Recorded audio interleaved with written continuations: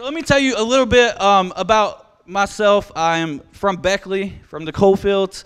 I was addicted for 12 years of my life. It went from prescription pills to heroin pretty quickly. And then before you know it, you're waking up every day and you just don't know how you can get enough. There's never enough. You just need more and more and more and more.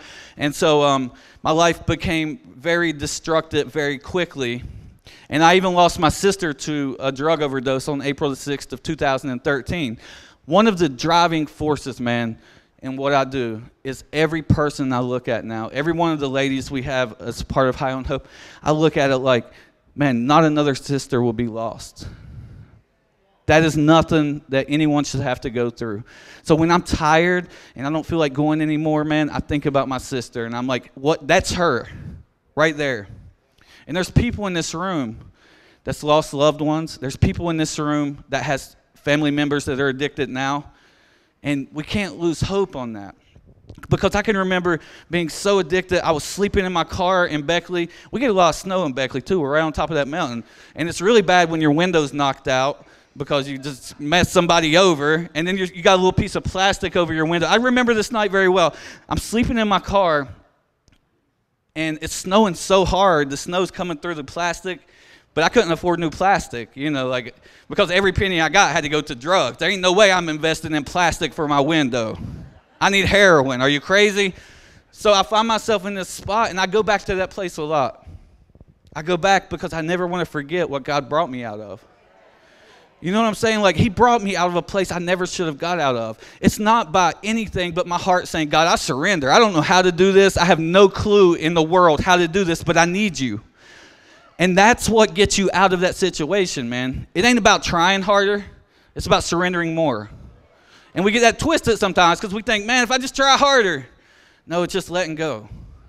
Letting go and letting God do what he needs to do in your heart. And it's going to be real uncomfortable at times. You guys that are going through it now, it's going to be real uncomfortable at times. But I promise you, if you can keep your focus on the big picture of what God has for your life, man, you're not going to lose heart in the circumstance that you're facing. So I've overdosed, almost died, and I had a friend come and rescue me out of this room. He did exactly what the Bible talks about in Luke 15:4, when it says, would you not leave the 99 to go after the one? And then would all of heaven not rejoice when that one is found? And if we're not willing to go after the one, we're not following the model of the one who gave us a roadmap of how to live our life.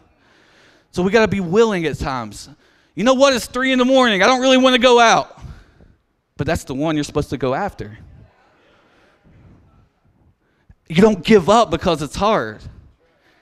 Man, I go after this as hard as I did the heroin, but harder, because I think about it like this. If I chased after death with everything inside of me, would I not chase after the light and life and the one who created me even more? Because a lot of times we think to ourselves we have this dysfunction or something wrong with us, and people will, you know, we get these labels in our mind. We're like, oh my gosh, this is what's wrong with me. I am an addict. The reality is this, that these people have been given a gift by God. They just don't know how to properly use it.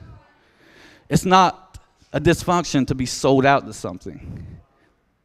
The problem is, what are you sold out to? So when we look at people out here, it ain't no different than with Adam and Eve. We got a lot of people out here, they're just eating from the wrong tree. They're just eating from a tree they were never supposed to touch. You get their focus shifted, man, it changes everything. Because guess what? They're going to run without fear. They're going to go into the dark places. They're going to be the people that can help transform the city. And we always have to keep that in mind. It's not a dysfunction. It's a gift. Learn how to use it. It's very powerful. And so I find myself very, very addicted. I go with Eddie James for a year. I went into a long-term program, faith-based. My recovery was the Word. They say, how do you get clean? The Word. How'd you learn to live free? The Word. How'd you learn to live in victory? The Word. It wasn't nothing but that. And now there's principles we can apply that are great. But there's a difference between being sober and being free. And we don't want to...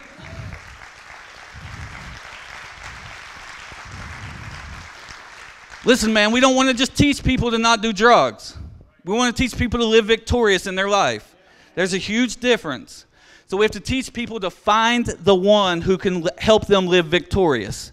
The goal of everything that we do, man, the platform might be addiction, but the goal is always Christ. And I never want to lose focus of that. Because, man, he'll do things in your life that you can't do for yourself.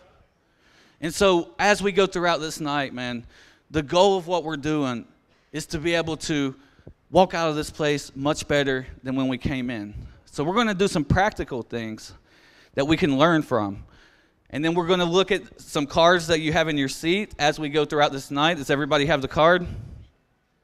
Great.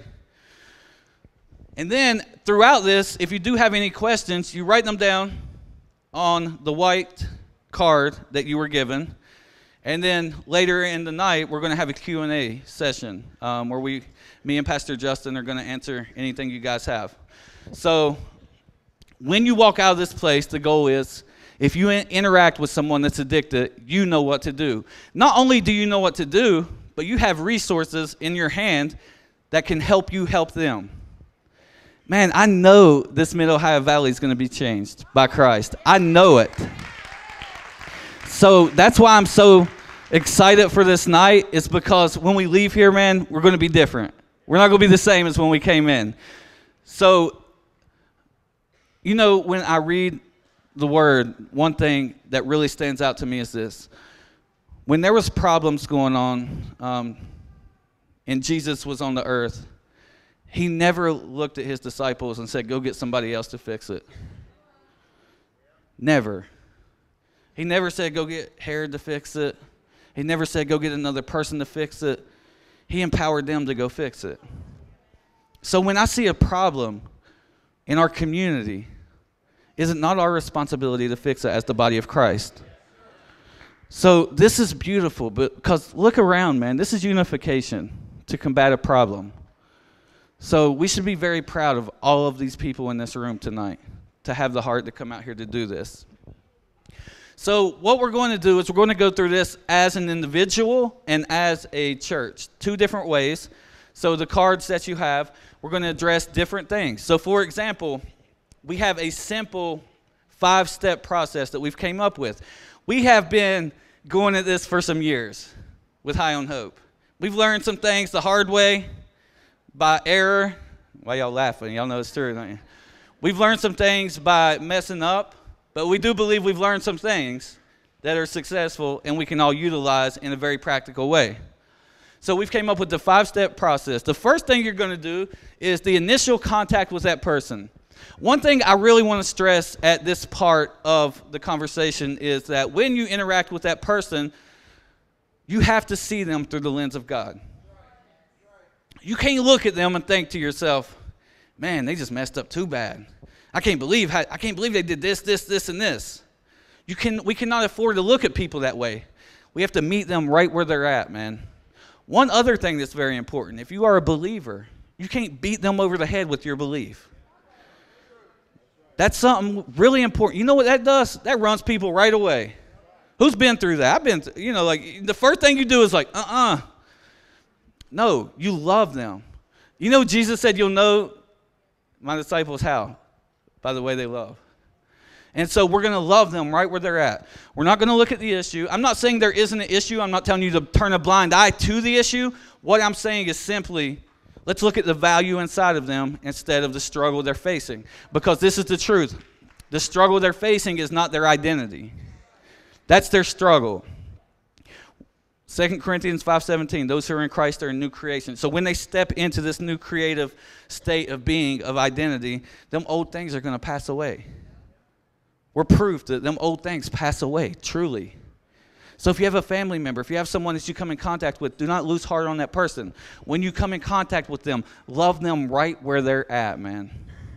Right where they're at. And I'm thankful. I've had great leaders in my life that has set that example of loving people right where they're at. I know that Pastor Justin does that here at the warehouse. I know Pastor Janet does it at Downtown Bethel. And I'm thankful. I had Eddie James before that I've had people in my life that always love people right where they're at. And it set a great example for us, especially in what we do. We can't afford to look at them in a negative light. So you're going to find out what's going on in their life, man. A lot of times, it's just a venting session for a minute. They're just going to tell you everything that's going on, everything that's wrong. You just got to have an ear sometimes to stop and listen to them. Just listen. This is what's beautiful about this. A lot of times we feel disqualified. We feel like if I've never been through it, I can't help them. Well, I can tell you this. The most influential people in my life have never did a drug. The people that I look to now in my life and say, that's a great example, has never done a drug. So don't think that just because you've never been a drug addict that you cannot be an addict. And so just listen. The next question you're gonna want to ask them is, are they willing to go get help? Because the reality is this. There has to be a little bit of willingness inside of them. If not, it's like talking to that pole. Now, I will say this about that. You can spark some hope in their life.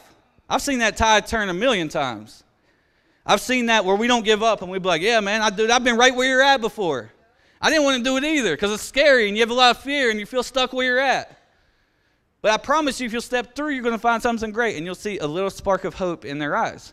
So you don't just give up because they're like, oh, I don't want to. But you have to do it in a way to where they can relate. Tell them stories that you've heard of other people. Even connect them to other people they can relate to.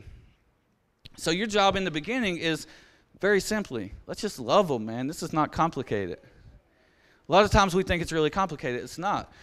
There's a story that I have to tell you guys really quick. Last July, we were in North Carolina. We had a High on Hope, the movement event in North Carolina.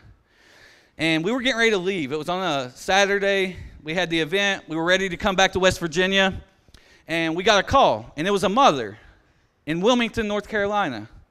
And she called and she said, hey, I have a daughter who needs help. Can I bring her to you? And we're like, yeah, sure, bring her to us. She drove all throughout the night, 6 hours. They arrived on Sunday morning.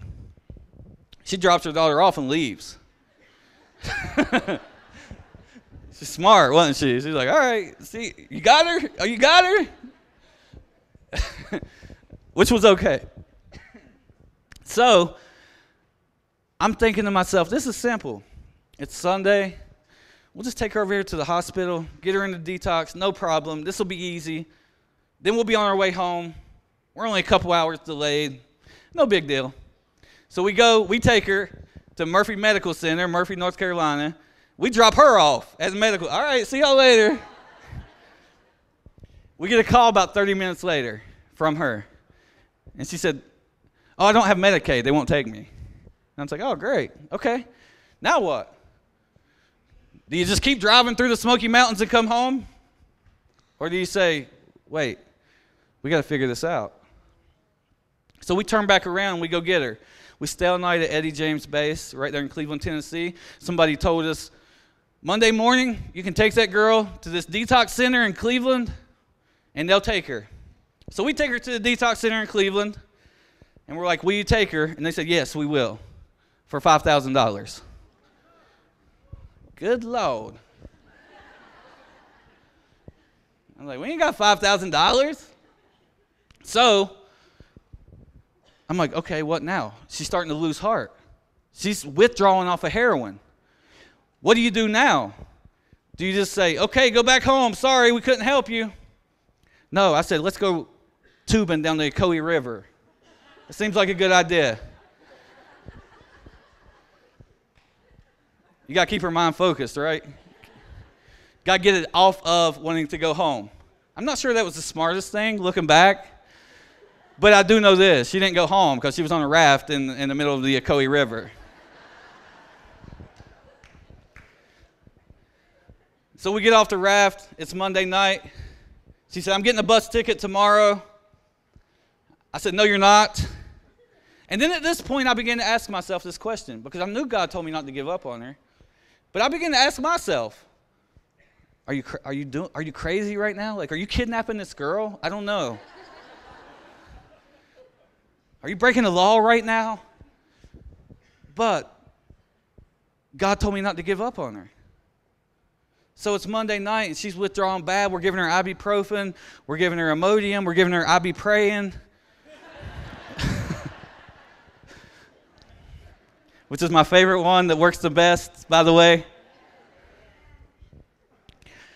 She's withdrawing. She wakes up Tuesday. She said, I'm going home. And I said, wait, Eddie James has a service in Atlanta, Georgia tonight. I'll drive you there. We'll go to it. And if you want to go home after that service, go home. But not until then.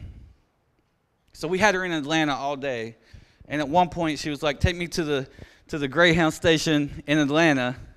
And I said, no, that's a horrible idea. I've been to that Greyhound station.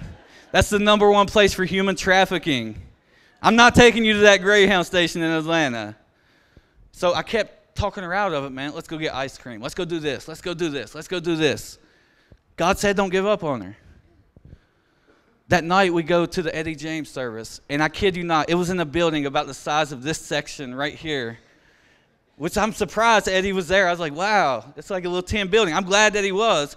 But we walk in, and it was so crowded you couldn't even stand in there. So we're in the very, very back in the beginning of service. Man, the Holy Spirit's so good. Watch this. We're in the very, very back. The worship starts. It says the Holy Spirit will pull people. Man, halfway through worship, this girl's standing halfway up. In the beginning, she was in the back. By the end of worship, this girl was on her face, surrendering her heart to God right there in that moment.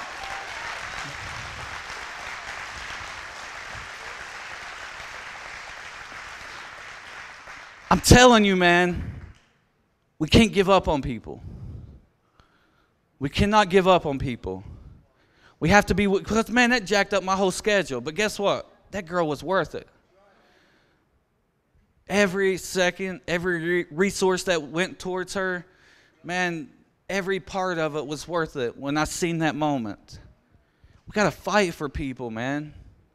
And it's so easy sometimes to become so focused on what we got, our life, what we got going on and everything, and just kind of lose focus on what's important. We have to fight for people.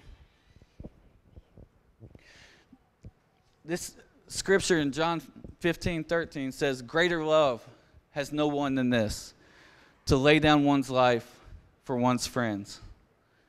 That's the heart we have to have. That's the heart that Christ tells us to have. That's the way we have to approach the situation. So the next thing we're going to do is we're going to just gather some basic information from that person.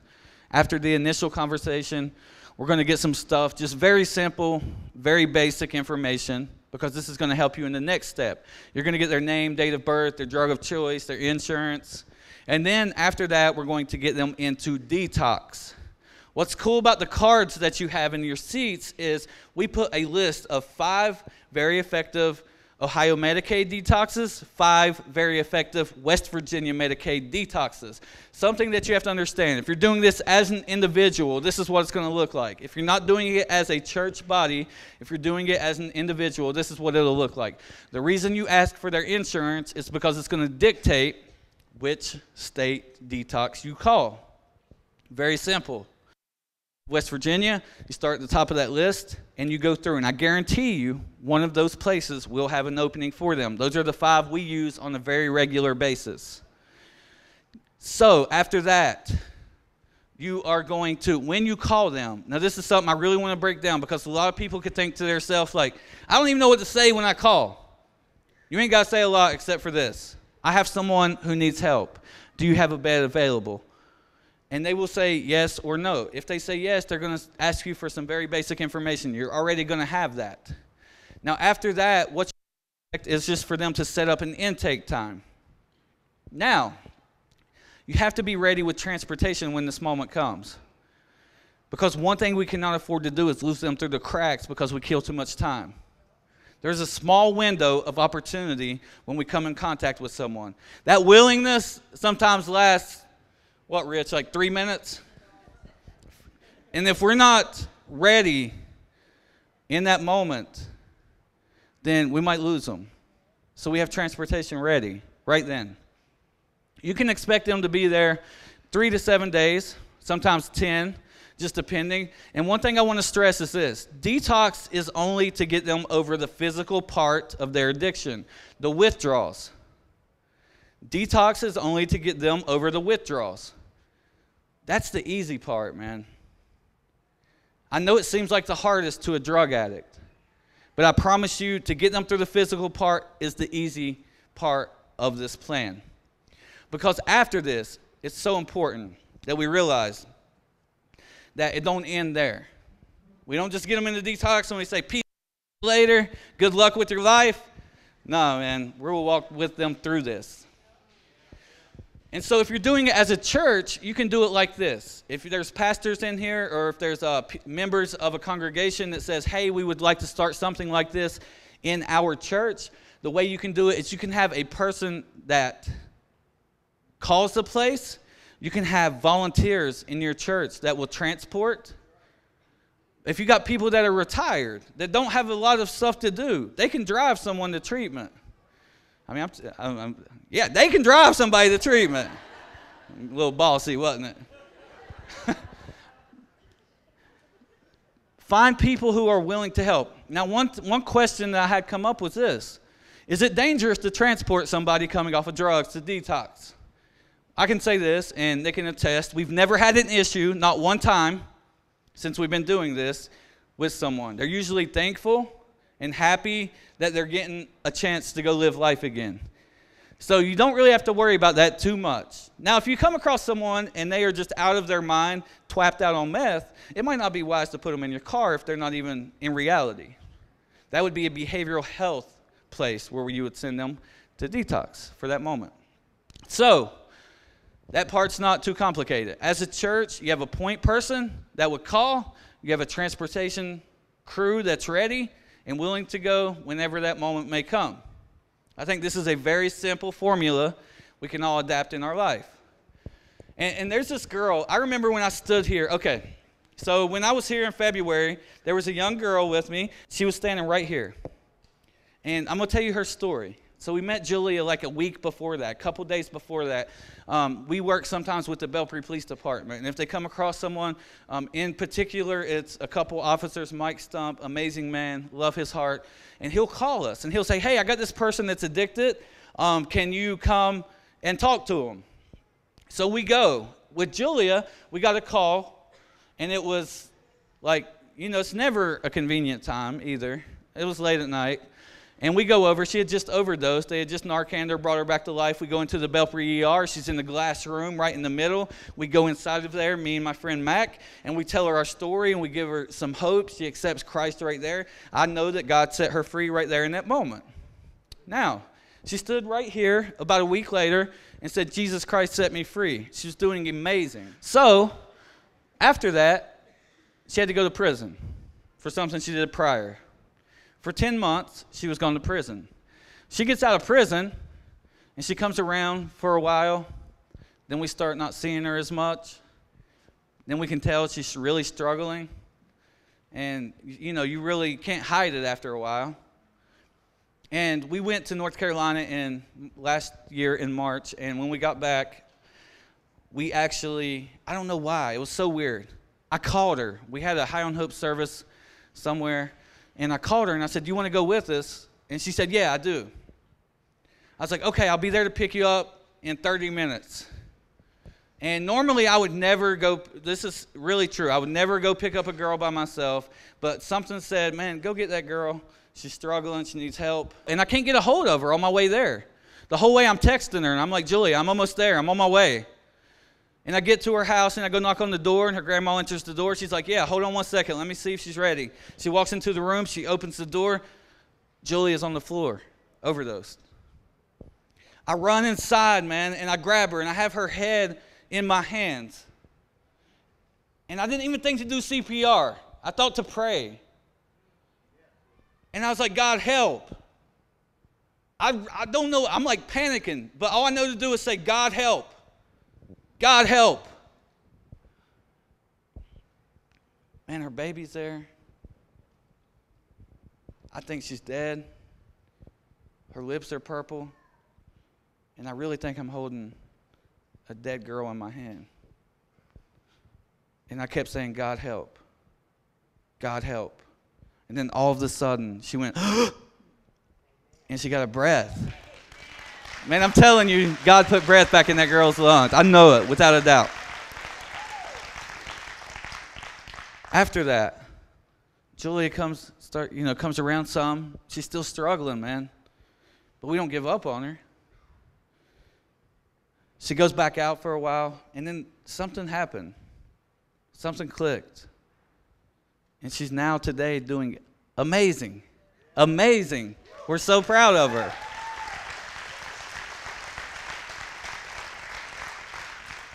The point of that story, the reason I told you that story was this.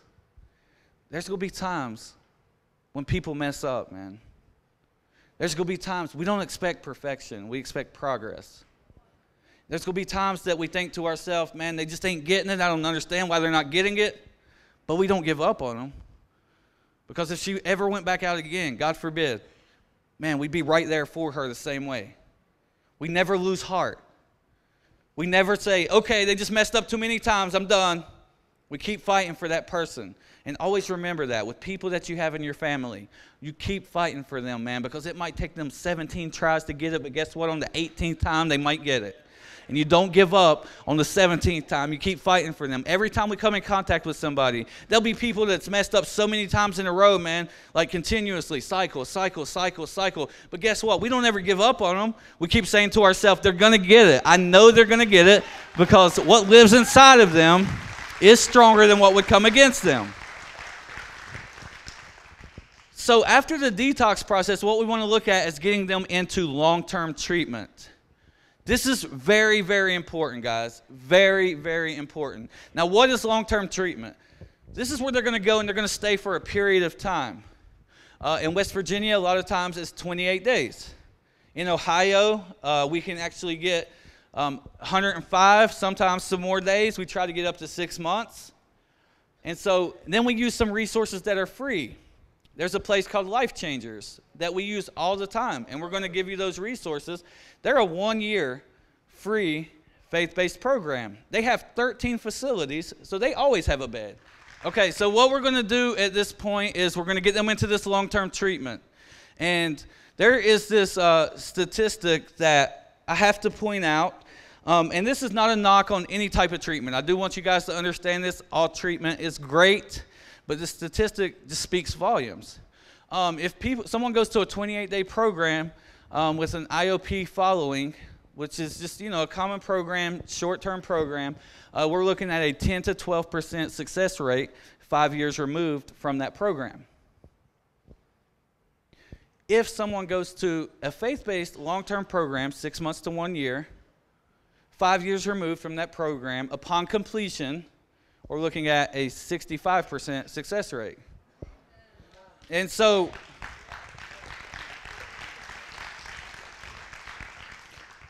and I want to say this. We always try to steer people that way, but I do want to say this.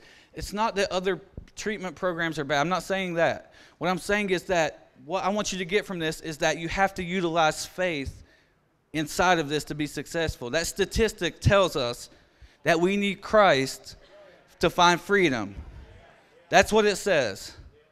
It says that we cannot do this without him. That speaks for itself. So we always try to push them that way. Life Changers, for example, another thing about that program is this. Sometimes you guys will go to Walmart and you'll see them out front. They do fundraising. That's how they fund their program. This is something that someone needs to know when they go inside this program. They cannot smoke. They got to do fundraising at Walmart, which is like selling T-shirts and stuff like that. That's the way they fund it. Land of Goshen is a program that we have actually partnered with, and Chrissy has graduated from. Congratulations. We're proud of you. It is a 3 to 6 month Ohio Medicaid faith-based facility. That's the ones that High on Hope has connected with, and we have a facility in Malta, Ohio, same program, and that's where they go through group in the day, and then in the evenings they have church or whatever after that point. So the importance of long-term is this. A couple weeks ago, we were we was at downtown Bethel on a Wednesday night, and this is what happened. This is so crazy. This is what sometimes I just want you guys to be prepared. You're going to see some craziness sometimes if you decide to step into doing this. This dude walks in during church. Rich was sitting there with me, and he has a High on Hope card in his hand, and he's trying to find an address, and he's walking around, and he walks through the door, and he don't have no shirt on. And he's obviously twapped out on meth. But that's okay, man. We're going to meet him right there. We're not going to be like, get out of here, church is going on. This is our agenda right now. No, man, you need help? Come on. And so this dude comes in, and we talk to him, and we make some phone calls. And we find a place in Huntington, the Life House, which is actually going to be on the resource list that we give you guys. And then we had Natasha, who was ready with transportation right in that moment. It was like 9:30 at night when they left.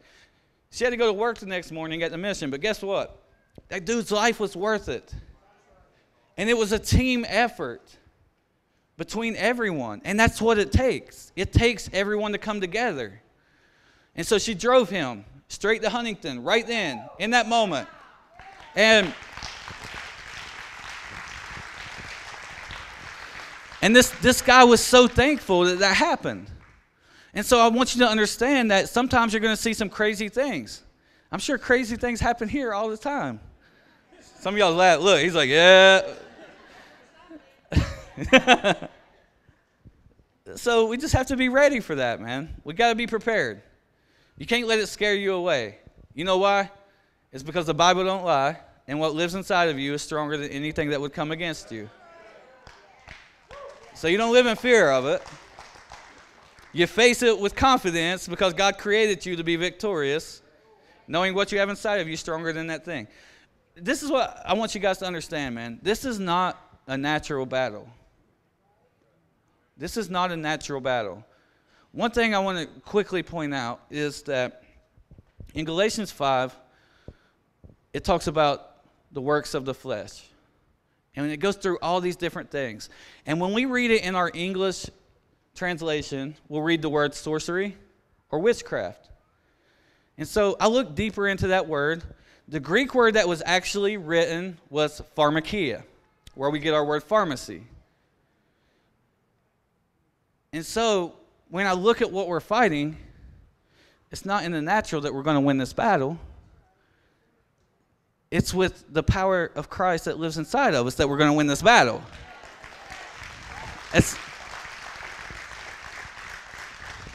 So I never try to go into a situation without the leading of the Holy Spirit. And that's important to know too. That when you come in contact with someone, man, make sure that you're ready, man. You got to be ready to go at any time. In season, out of season. That's so important. So after they finish long term, this is something we have to think about. What do we do when they come back home? This is a big area that's lacking. When they come back home after long-term treatment, we have to walk it out with them. So if you're an individual, something to look into is, how can I help them find a place? For example, a great resource that we do have is the Fellowship Home. It's a sober living transition program. We have some of their brochures outside. So after this, if you want to get some, you can. This is something where the church really needs to step up. This is the time for us to step up, because when they come back home, guess what? They're going to have felonies. They're going to have fines. They're not going to have a license. They're not going to have nothing but a duffel bag of clothes to their name. And then what do? We don't pat ourselves on the back for sending them off somewhere to get better. At this moment, we say, what can we do to help this person walk this out? And this is an area that I love that we have a lot of people here tonight, because we need a lot of people to step up. So we find them a safe place to go. We cannot send them back to the same environment and expect things to change. We have to get them into a place where they can find wholeness and wellness in their life. We have to get them into a church. Man, they have to have a body. They have to. They have to be discipled. They have to learn how to walk this thing out. Connect them to a great church. That's important. Whatever their preference of church is, we're cool with that. That's what I love about every single person here. These two pastors right here, they don't care if you go here or you go over there. Neither one of them care. And I love that because that's the kind of heart it's going to take. Because it's about building the kingdom. And so you have to connect them to local groups. Something else we're going to post on our Facebook is we're going to post AA meetings, HA meetings, and things like that. Make sure that you're there to support them throughout this process. Do not lose heart on them. You know, I think about a story that's so interesting to me is Corey Chambers. You guys love him, I know very much.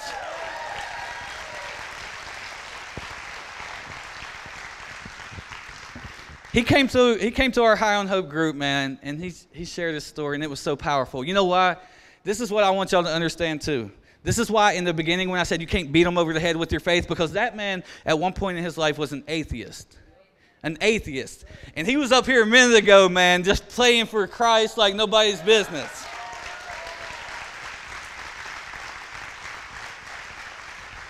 But his process was so much different than mine. If you look at my story, man, it was immediate, like boom, okay, God, I love you, I got you, yeah, yeah, yeah. His story was like, I don't even like you. I don't even know if you're real.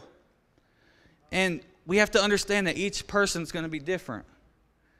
His process was a lot different than my process.